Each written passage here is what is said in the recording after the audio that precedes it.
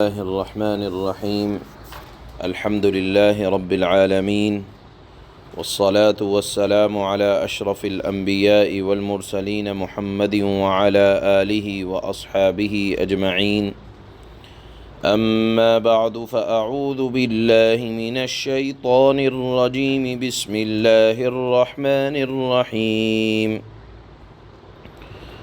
قل أندعو من دون الله ما لا ينفعنا ولا يضرنا ونرد على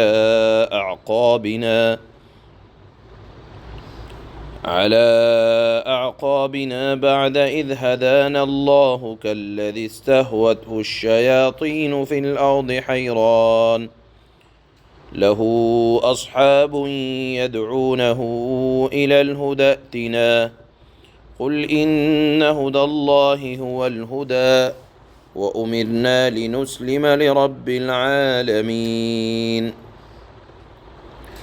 وأن أقيموا الصلاة واتقوه وهو الذي إليه تحشرون وهو الذي خلق السماوات والأرض بالحق ويوم يقول كن فيكون قوله الحق وله الملك يوم ينفخ في الصور عالم الغيب والشهادة وهو الحكيم الخبير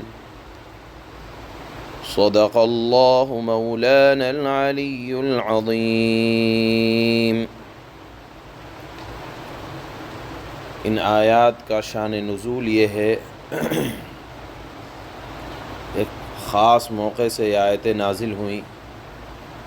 وہ موقع یہ تھا کہ مشرکین مکہ نے مسلمانوں سے آ کر یہ کہا کہ تم اسلام چھوڑ دو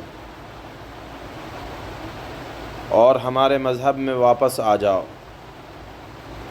اللہ تعالیٰ نے یہاں اس کا جواب دیا کہ مسلمانوں کی تو یہ شان ہے ہی نہیں کہ وہ ایک وحدہ لا شریک کے علاوہ کسی کے سامنے سر بسجود ہو۔ مسلمان ایک خدا کے علاوہ اور مسلمانوں سے یہ توقع رکھنا بالکل خام خیالی کی بات ہے۔ مسلمان ہر جائی نہیں ہو سکتا، مسلمان یکجائی ہے، صرف ایک خدا کی، ایک ہستی کی، ایک وحدہ لا شریک کی عبادت کرتا ہے۔ وہ اللہ کے علاوہ اور معبودوں کی جن کے قبضے میں نہ نفع ہے نہ نقصان ہے، مسلمان ان کی عبادت نہیں کر سکتا، اور اہل باطل کی چاہے صحبت اگر مل بھی جائے لیکن وہ ان کی وجہ سے اللہ کی عبادت چھوڑ دے اور شرک کی بھول بھلیوں میں واپس چلا جائے، ایسا ہو نہیں سکتا۔ پھر اس کے بعد اللہ نے فرمایا کہ اللہ تعالیٰ نے مسلمانوں کو جن کو ہدایت دی ہے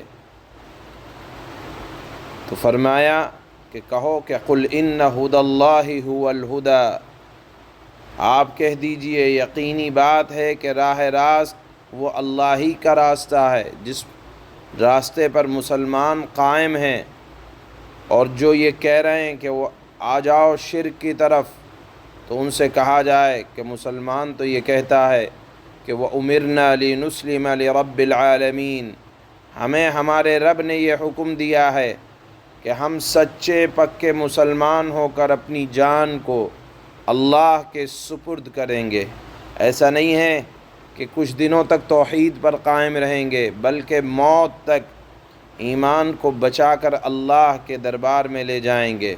وَأُمِرْنَا، ہمیں حکم دیا گیا ہے، لِنُسْلِمَ، کہ ہم اسلام پر قائم رہیں، اطاعت و فرمانبرداری کی زندگی گزارتے رہیں، گزارتے گزارتے اللہ ہمیں موت عطا فرمائے۔ اس کے بعد فرمایا کہ مسلمان یہ کہے وَأَنْ أَقِيمُوا الصَّلَاةَ، ہمیں حکم دیا گیا ہے کہ ہم نماز کی پابندی کریں گے، اور ڈر اور خوف اگر کسی کا ہوگا تو صرف اللہ کا ہوگا۔ کیوں؟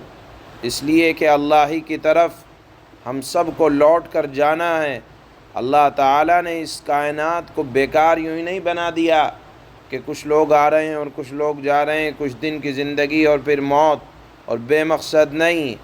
اللہ تعالیٰ نے اس کائنات کو ایک بامقصد کام کے لیے پیدا فرمایا ہے کہ دنیا میں آئیں لوگ، اچھے کام کریں، اور اچھے کام کے بعد اعمال حسنہ کے بعد ان کو ان کے کاموں کا، نیکیوں کا بدلہ عطا کیا جائے، اور برائیوں سے بچیں، اور جو لوگ برائیاں کریں گے تو ان کو سزا دی جائے۔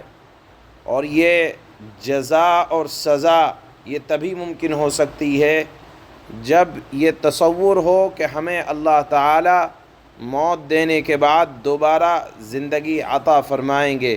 اسی کو اللہ نے فرمایا وَهُوَ الَّذِي إِلَيْهِ تُحْشَرُونَ، دیکھو تم سب کو اللہ کے پاس جمع کیا جائے گا، یہ یقین رکھو، اور اس وقت جزا اور سزا کا فیصلہ ہوگا۔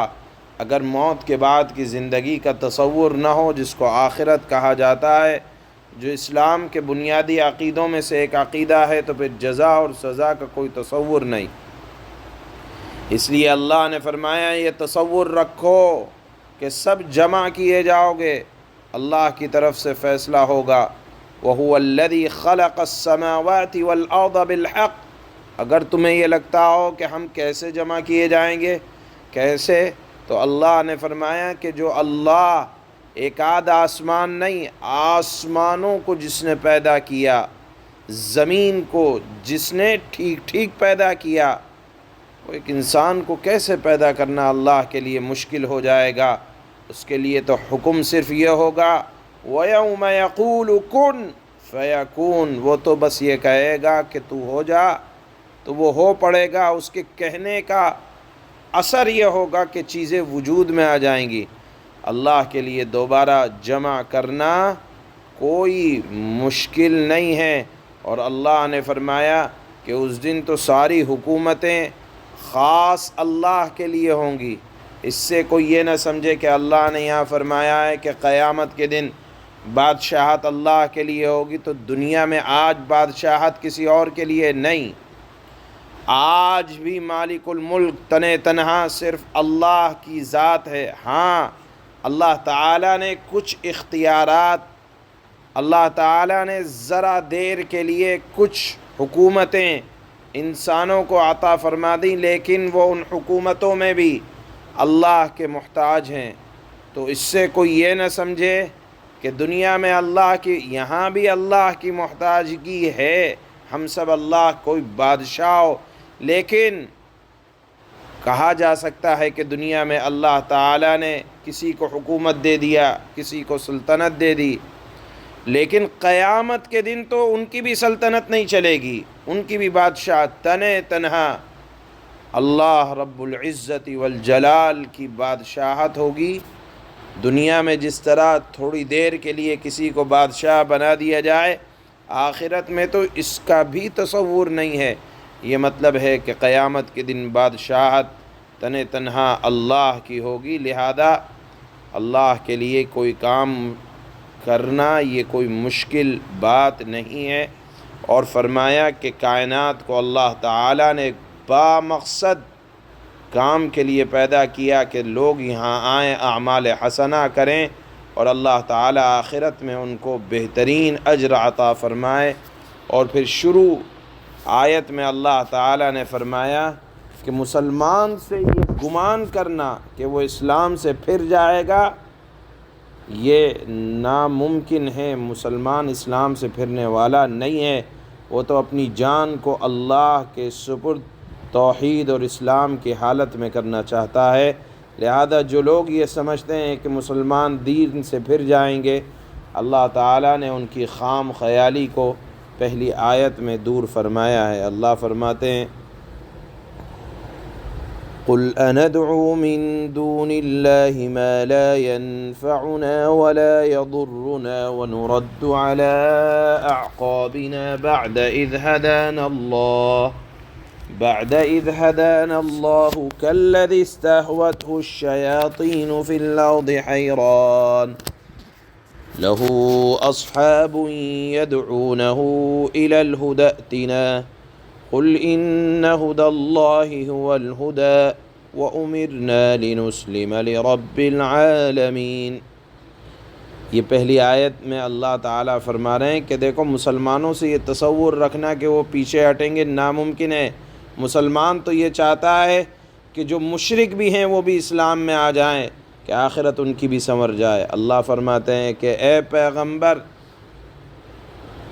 ان سے کہو جو آپ کو کہتے ہیں کہ شرک کر لو، آ جاؤ، واپس آ جاؤ، تو آپ ان سے فرمائیں کیا ہم اللہ کو چھوڑ کر ایسی چیزوں کو پکاریں جو ہمیں نہ کوئی فائدہ پہنچا سکتی ہیں نہ نقصان؟ اور جب اللہ ہمیں ہدایت دے چکا ہے، توحید کی پر ہم آ چکے ہیں، تو کیا اس کے بعد بھی ہم الٹے پاؤں پھر جائیں؟ یہ ناممکن ہے، ایسا ہو نہیں سکتا۔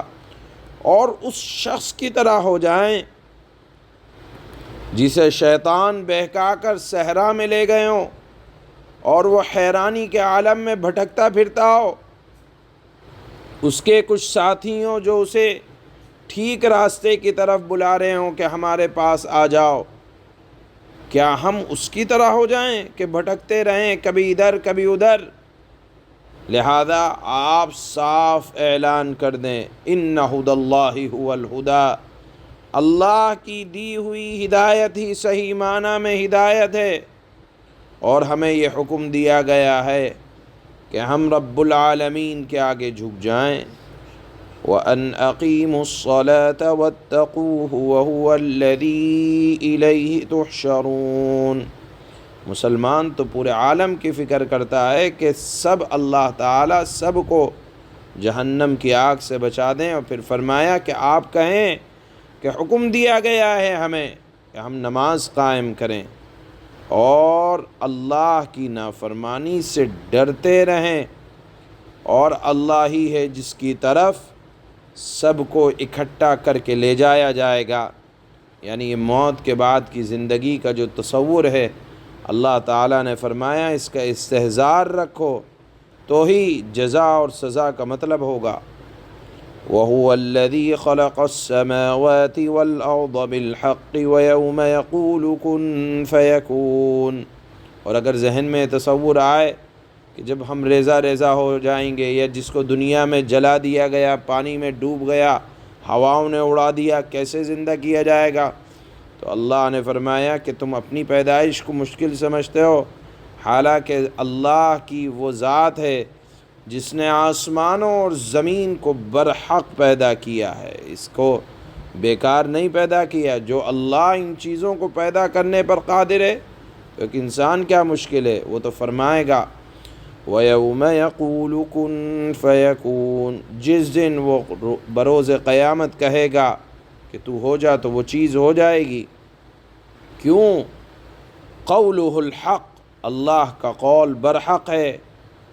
وَلَهُ الْمُلْكُ يَوْمَ يُنفَخُ فِي الصُّورِ، اور جس دن سور پھونکا جائے گا اس دن بادشاہت تنے تنہا اللہ کی ہوگی۔ یعنی دنیا میں جس طرح تھوڑے سے وقت کے لیے اللہ نے کسی کو حکومت عطا فرما دی، تو قیامت کے دن اس کی بھی وہ حکومت نہیں ہوگی، تنے تنہا مالک الملک کی حکومت ہوگی۔ اور عالم الغیب والشہادہ وہو الحکیم الخبیر، وہ ہر غائب و حاضر ہر چیز کو جاننے والا ہے، اور اللہ ہی بڑی حکمت والا، انتہائی مکمل طرح پوری طرح باخبر ہے۔ سبحان اللہ۔